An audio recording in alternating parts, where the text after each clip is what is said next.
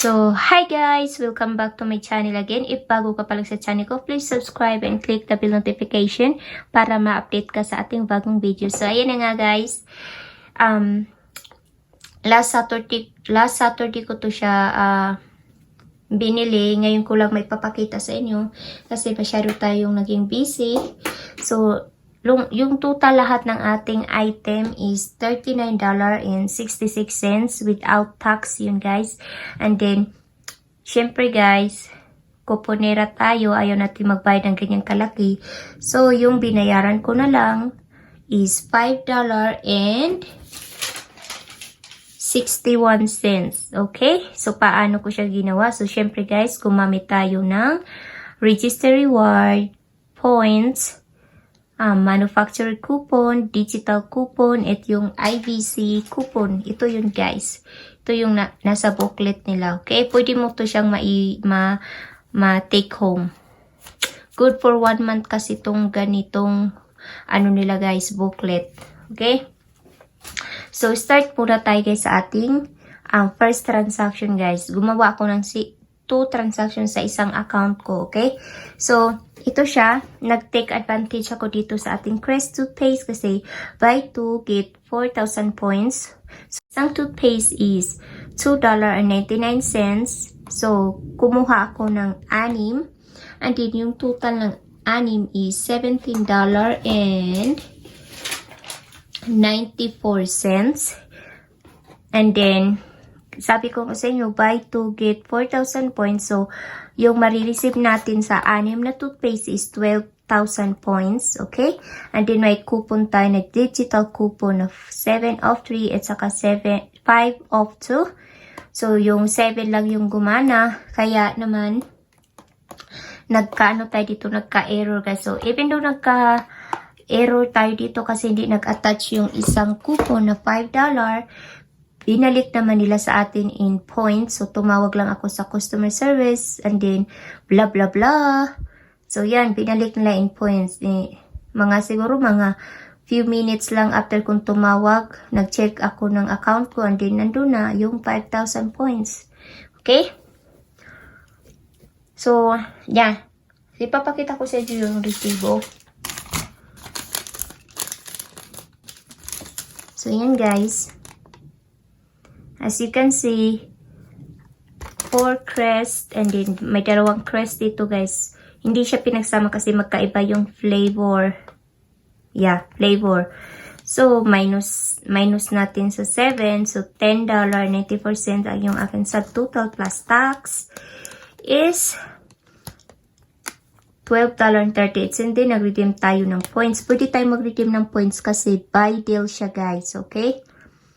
Then, yan na lang yung aking binayaran, $2.38. Okay, then punta tayo sa mga points natin.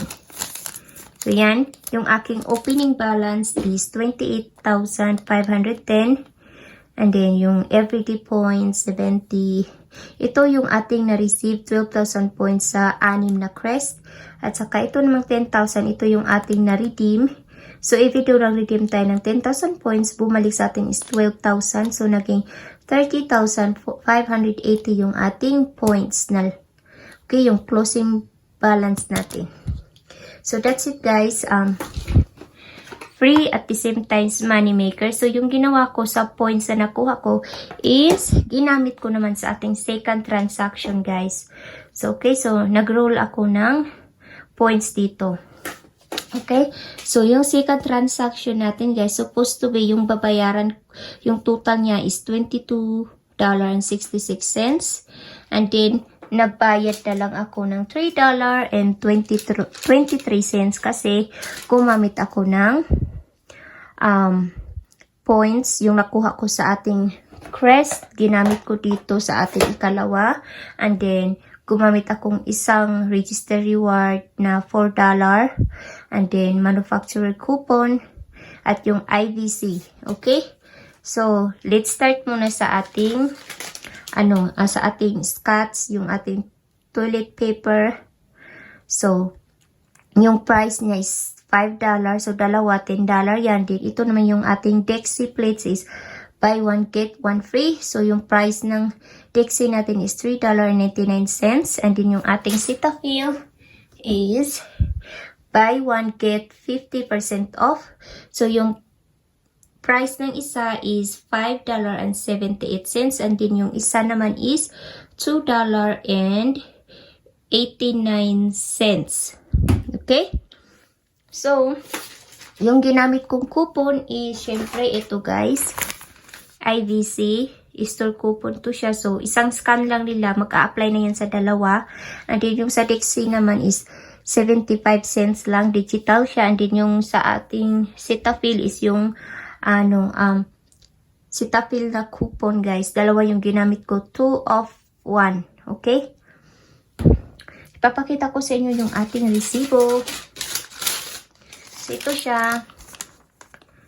Okay? Dixie. Buy one get one. So, as you can see guys, yung isa is walang price kasi free siya guys.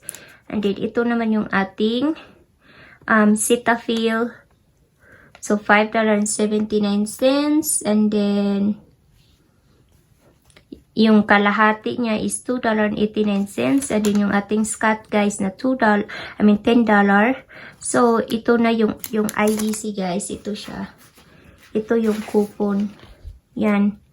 Dito. So, since dalawa, so $2.50 yung binawas. And then, ito na yung mga coupon na ginamit ko. Dalawang Cetaphil. And then, isang Dixie Digital. And then, yung ating register reward na $4. So, yung subtotal ko is $11.42. And then, plus tax ng $1.81. So, naging $13.23. So, nag-redeem tayo ng 10,000 points o $10 yun. Equivalent yun siya. So, yung binayaran na lang natin is $3.23. Okay? So, ito yung ating points. So, 30,580 and then everyday points 100. Then, nag-redeem tayo ng 10,000 points. So, yung closing balance na lang natin is 20,680. So, equivalent yun sa $20. But then, guys, sabi ko nga sa inyo, binigyan tayo nila ng 5,000 points dahil sa $5 na coupon na hindi nag-attach. So matotal, kahit na yung ating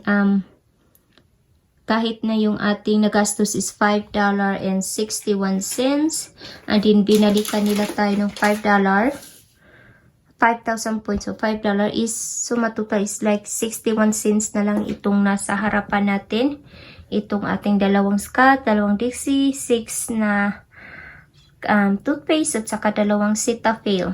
So, not bad guys for 61 cents. Okay, so ganyan ako mag-coupon sa Walgreens guys. So, see ya sa aking next vlog again. Bye-bye!